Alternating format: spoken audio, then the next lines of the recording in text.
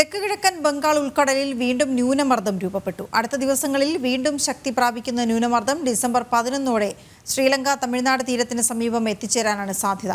December 11 ശേഷം കേരളത്തിലും വീണ്ടും നിലവിലെ സ്ഥിതിയിൽ നിന്ന് മഴ വർദ്ധിക്കാനിടയുണ്ട്. എസ് ശാലിനി ചേരുന്ന വിവരങ്ങളുമായി. ശാലിനി, എന്താണ് കാലാവസ്ഥാ റിപ്പോർട്ട്?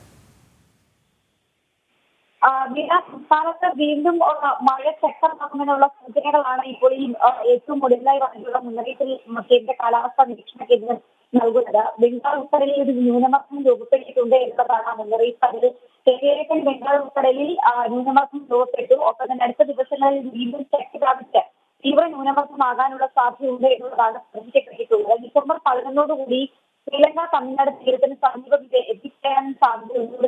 ഈ മേഖലകളിലും തെക്കൻ കേരളത്തിലും മഴ ശക്തമാകും എന്നുള്ള മുന്നറിയിപ്പാണ് ഇതിൽ നിന്ന് നൽകുന്നത്. 11-12 ശേഷം കേരളത്തിൽ വീണ്ടും നിലവിലെ സ്ഥിതിയിൽ മഴ വർദ്ധിക്കാൻ സാധ്യതയുണ്ട് എന്നുള്ളതും മുന്നറിയിപ്പ് ചൂണ്ടിക്കാട്ടുന്നുണ്ട്. ഇന്ന് ഏറ്റവും ഒടുവിലായി വന്നിട്ടുള്ള മഴ മുന്നറിയിപ്പിൽ കാര്യമായ അലേർട്ടുകൾ ഇന്നും നാളെയും മറ്റന്നാളും 10-ാം തീയതി വരെയും നൽകിയിട്ടില്ല. പക്ഷെ 11-ാം തീയതി പത്തനംതിട്ട ജില്ലയിലും ഇടുക്കി ജില്ലയിലും യെല്ലോ മുന്നറിയിപ്പ് നൽകിയിട്ടുണ്ട്. സെൻട്രൽ ചുഴലിക്കാറ്റിന്റെ ഒരു ശക്തി കൂടിയ മഴ കഴിഞ്ഞ ദിവസങ്ങളിൽ വടക്കൻ കേരളത്തിൽ ശക്തമായിരുന്നു.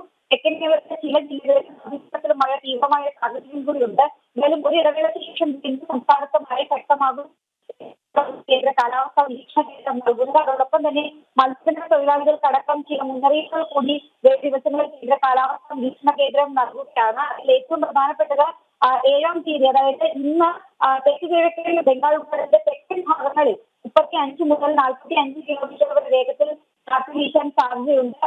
പക്ഷേ അത്തരം മേഖലകളിലേക്ക് പോകുന്നത് സൂക്ഷിക്കണമെന്നൊരു മുന്നറിയിപ്പും ശക്തമായ കാറ്റിനുള്ള സാധ്യത കൂടി കേന്ദ്ര കാലാവസ്ഥാ നിരീക്ഷണ കേന്ദ്രം അറിയിക്കുന്നുണ്ട്. പ്രത്യേക ജാഗ്രതാ നിർദ്ദേശം ഈ മേഖലയിൽ നൽകിയിരിക്കുകയാണ്. എന്തായാലും വരുന്ന 10-ാം തീയതി വരെ ശക്തി കൂടിയ കാറ്റിനും ഒപ്പം തന്നെ കടൽ സുരക്ഷിതമാകാനുള്ള സാധ്യതയെ മുന്നിൽ കണ്ട് മുന്നറിയിപ്പുകൾ പാലിച്ചു വേണം കടലിലേക്ക് പോകുക എന്നുള്ളതാണ് ഈ ജാഗ്രതാ നിർദ്ദേശത്തിൽ പറയുന്നത്. കൂടാതെ ശബരിമലയിൽ ചിലതിൽ കാര്യമായ മഴയോ അല്ലെങ്കിൽ അത്തരത്തിൽ ആശങ്കപ്പെടേണ്ട സാഹചര്യങ്ങളോ ശബരിമല മേഖലയിൽ ഇല്ല എന്നുള്ളൊരു മുന്നറിയിപ്പ് കൂടി കേന്ദ്ര കാലാവസ്ഥാ നിരീക്ഷണ കേന്ദ്രം ഏറ്റവും നൽകിയിട്ടുള്ള മുന്നറിയിപ്പ് പറയുന്നുണ്ട്. ഓക്കെ, ശരി ശാലിനി.